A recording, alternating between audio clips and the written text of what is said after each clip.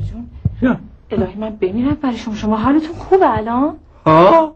چرا حالم نافرم خوبه؟ چرا اینقدر قلبتون بد کار میکنه؟ دیگه این خرابه من فکر میکنم این نه اون خراب نیسته این خرابه قلب اینجوری کار خرابه. در حال ببخشید من اگر دیر میام زود میرم زحمت میدم به بزرگی خودتون منو ببخشید. چرا حرفا خور نزن که خوبیت نداره نه اینجا قرار خونه خود شما باشه دنده دیگه. نه واقعا هم اینجوریه ها. یعنی عین خونه خودم میمونه. نمیدونم چرا یه جور مرام یه رونق یه صفا و معرفتی تو این کلبه شما هست. باور کنین به روح مادرم بعد از مرگ پدرم هیچ جا به اندازه اینجا من آرامش نداشتم. واقعا احساس میکنم خانواده شما رو اصلا از صمیم قلب دوست دارم. یه ارادت خاص. خیلی خوبه دنده مهمه. چنو اون شوهره لندهورته خانه کجا بوده دنجه؟ خان؟ دلتون خوشه خانه کجا بود؟ رعیت بود. ایوو رعیت بوده دنجه؟ بله رعیت بودن. اشتباه دیگه آدم گاهی وقتا رعیت بود. چند سالم از من کوچیکتر بودن. ای روزگار برای شما یه روز بشینم تعریف کنم من چیا کشیدم پدر جان. همه تعریف کن. زجری کشیدم یعنی پشت دست من داغ کردم که دیگه نه با رعیت جماعت ازدواج کنم نه با آدمی که چند سال از خودم کوچیکتره. آفرین همیشه چنو چیزه شما الان باید با بزرگتر از خود ازدواج کنه دنده. بله حتما یعنی با خیلی بزرگتر از خود باید ازدواج بکنه دنده. باید بزرگ باشه دنده. حتما من میگه خانزاده باشه. با خانزاده باید شما چنو ازدواج بکنه دنده. حتما با من باید ازدواج بکنه دنده. حتما چی؟ با ما ازدواج میکننده؟ پیش خود ببند یا اینم زیر لفظیته. ببخشید من درست متوجه نمیشم شما چی میگه. به چی متوجه نمیشه دنده؟ موقعم که زن من میشه دنده.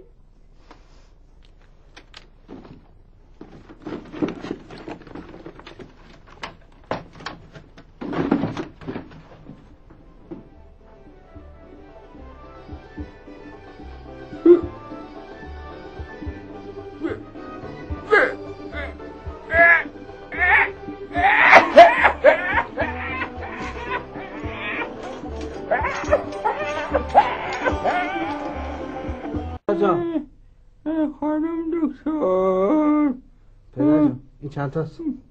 تو چطور دکتر یه چیزی که نمیفهمی چند تا هستنده؟ یکی بیا به داد ما برسه. به داد ما برسه. چی شد منصور خان چرا داد میزنی؟ چی رسیده خونه ما چه کار بکنی؟ من پسرم دیگه یادتون رفته؟ خانم دکتر کجا هستنده؟ ایشون متخصص قلبن خانه بالا. این خور نمیفهمه که چند تا هستنده. انگشتان خور نمیتونه بشماره دنده. یا آقا رو بدار ببر. خانم دکتر مخونده. تو خدا به دل نگیرید آقای دکترا این روزا یکم حافظه‌شون کم شده. ببخشید شما. بله مشخصه. خانم دکتر کجا رفت؟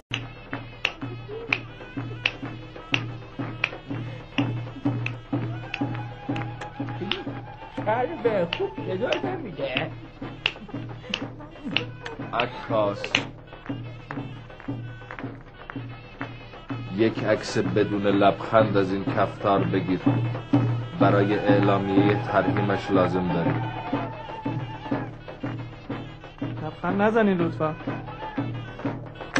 خانم آقایون لطفا شلوغ نکنید برای قلب ایشون ضرر داره. کامران برای چی اینو عقد نمی کنن؟ خانم دکتر فرمودن تا فرزندشون تشریف نیارن. بله نمیگن.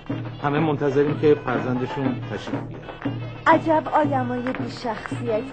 یه علف بچه همه این آدمای گنده رو معطل گذاشته. کاری ما دیگه نباید توی خونه زندگی کنیم و من حوصله ونگ و بونگ بچه ندارم. نازی خانم بچه که خوبه که بچه که خوبه.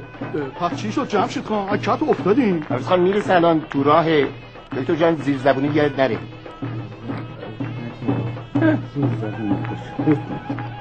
این کفتار دامادیش هم مثل آدم نیست. اگر لحظات آخر عمرش نبود میدانستیم چه کنیم.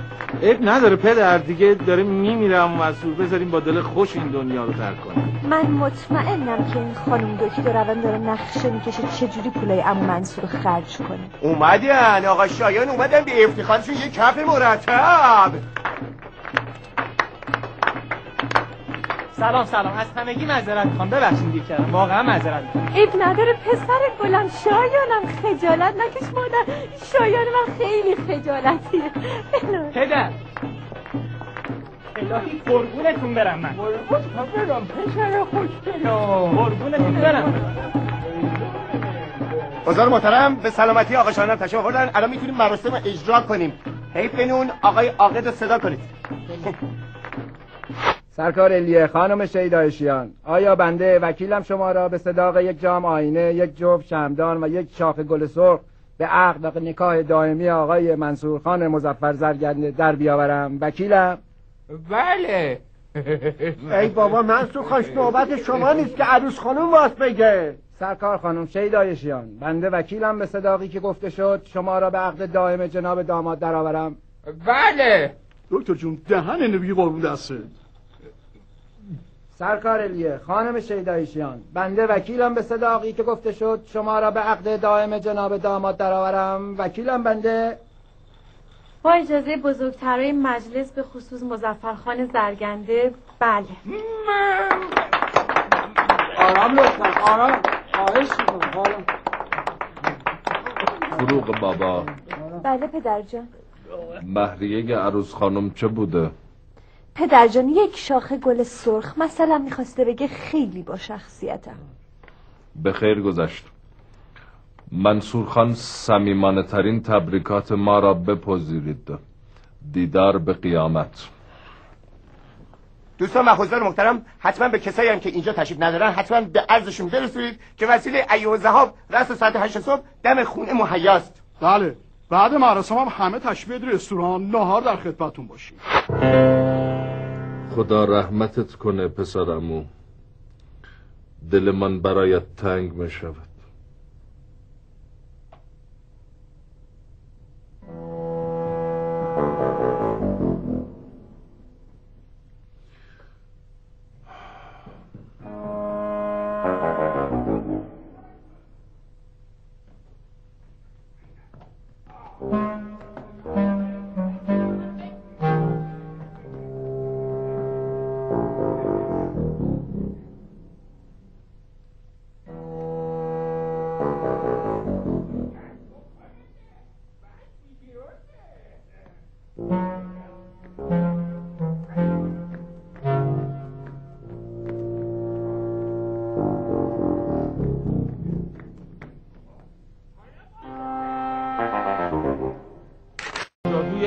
روی تک تک مفاصل عمو منصور اثر گذاشته. چه میکنه این جادوی عشق؟ دو بارو جمع میزنه، حالا خودشو آماده میکنه برای حرکات زمینی، پشتک بارو اسکولوپکا. منظور جادوی عشق روی تک تک مفاصل عمو منصور چه اثری گذاشته؟ دو بارو جمع میزنه، حالا خودشو جمع میکنه، میره خودشو برای حرکات زمینی آماده میکنه. خب این از اول میگفتی. عجیبه ها. عجیب که مالا یه ثانیه‌شونه. در واقع اگه اینجوری ادامه بدن المپیک 2008 تو چند تا ماده طلا میاد. اوه نه بابا، تو این سن و سال که نمیشه رفت تیم ملی. تو هم اختیار داریم، تو این سن و سال هم میشه رفت تیم ملی. از این جوونام بهترن. ولی من مطمئنم این دختره عمو تو چیز خور کرده. خانم با این با شخصیتی ناز خانم خیلی هم بی شخصیته. بریم.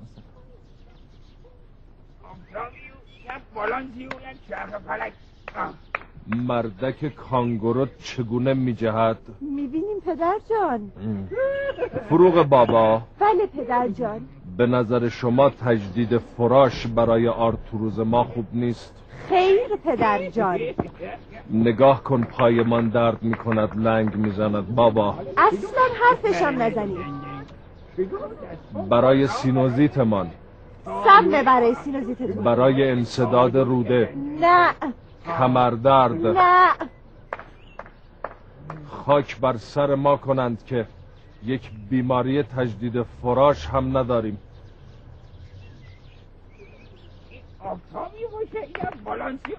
به آدم حیرت میکنه. خب حالا تو نمیخواد تعریف کنی ما اون چشم شورت؟ یاد بگیر پسه، یاد بگیر. چیو یاد بگیرم؟ منصور خان چطور آفتاب مرتاب بلند میزند، ما یک عمر از با شما زندگی میکنیم، یک معلق ناقابل هم بلد نیستیم بزنیم. دوست داری همچین بزنم تو سرت که تا پل رومی آفتاب مرتاب بلند؟ نه خیلی ممنون. نگاه کرده کارت. زود باش اونا رو وایسا بدم ببینم. آخه اینا که تو چند دقیقه پیش پای منصور خان بود، چطوری اینا رو زدی ها؟ خواستن بسته با ما به ما تماشا کن.